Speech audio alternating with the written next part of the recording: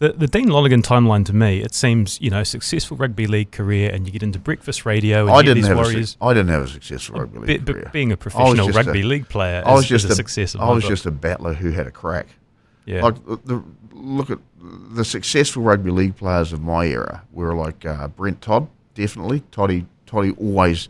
Whatever you got of Toddy was always 100% the best Toddy had to offer. He was remarkable in that way. You speak about honest media quotes. One of the greatest media quotes of all time, Brent Todd, when he signed for the Gold Coast Seagulls. Yes.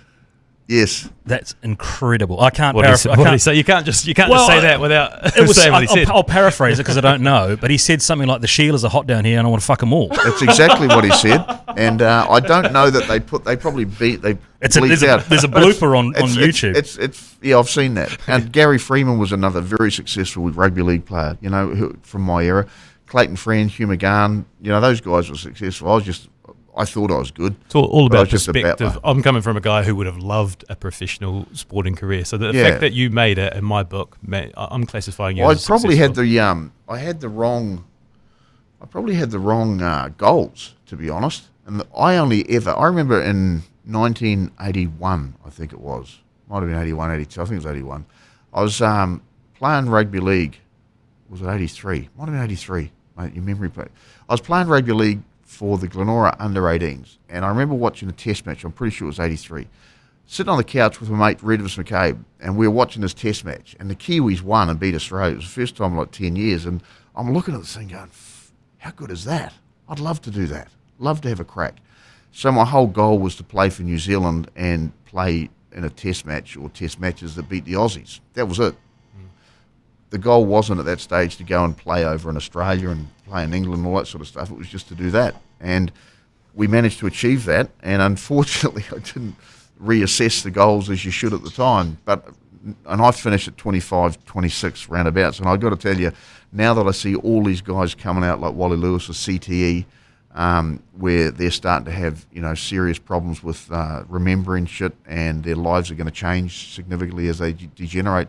I'm so glad I gave up at that age, because I promise you it's all the guys just ahead of me that are getting this. So at some stage my generation is going to start coming out and say, yes, I've got it. And you've got Carl Heyman, I think, in the All Blacks, have already come out and said he's got it. So I'm so glad that I gave it up. And I can promise you this, it's got nothing at all to do with high tackles and stuff like that, in my opinion. It's got everything to do with the sheer physicality of the game, where you get guys who stand 15, 20 metres apart, and one of them runs as fast as they possibly can at probably 15, 20 kilometres an hour, and they get stopped. And when they get stopped, yes, you take a physical hit to the body, but the brain, the head stops, the brain keeps going forward. And if you do that enough times in your career, you're going to have, it just happens. So you don't have to be getting punched in the head or hitting the head, high shots and all that sort of stuff. And what's really fascinating is the guys who've got the most head injuries in Australia, the AFL guys. And I can only put that down to they're going up high on a regular basis, and they're coming down on their backs and their heads, and they're taking massive, massive hits, because it's not a high contact sport.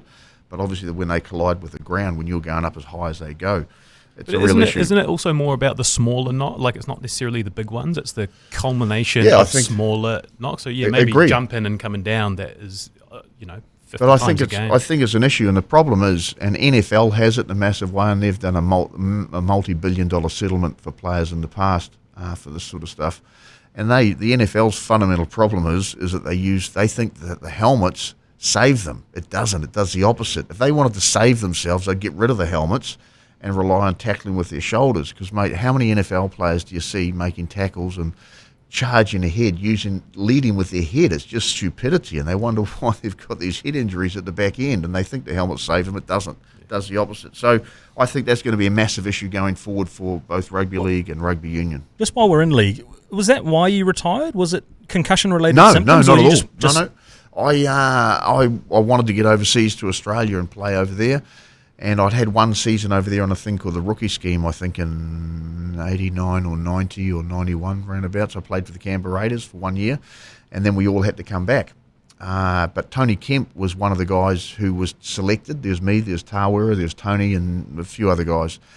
Tony was of the opinion that, I don't want to go back to Taranaki and go back and work in the freezing works. I want to stay at Newcastle and play rugby league. So he took, back then to get away, you had to have 2 tours with the Kiwis, or you played 6 tests. And there was also a transfer fee of about 20, 30 grand that went with that. So it was basically a restraint of trade. So Tony Kemp took the New Zealand Rugby League to court at that time, and it cost him, I think, about 80 grand. And he won. And he was right in so much it was a restraint of trade. And that's when the floodgates opened of New Zealand players going into Australia and pursuing careers, because they didn't have to have the 2 tests. You had to either do that or stand down for 2 years.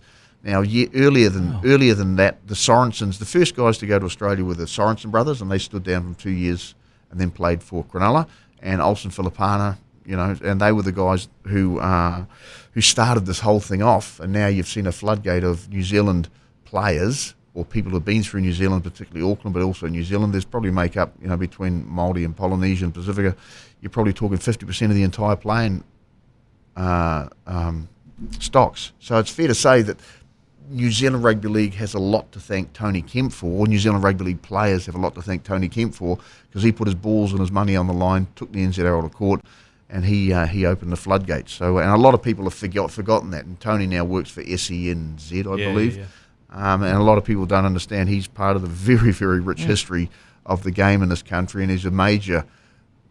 I'm sure at some stage it would have come to the fore, but he was the one who had the balls to take it on. He put his own money up, and he was the one that opened the floodgates. And I think a lot of New Zealand Rugby League players can thank Tony for what he did, because it has led to tens, if not hundreds of millions of dollars over the last 20 years flowing into their pockets. So it's he did a very good thing.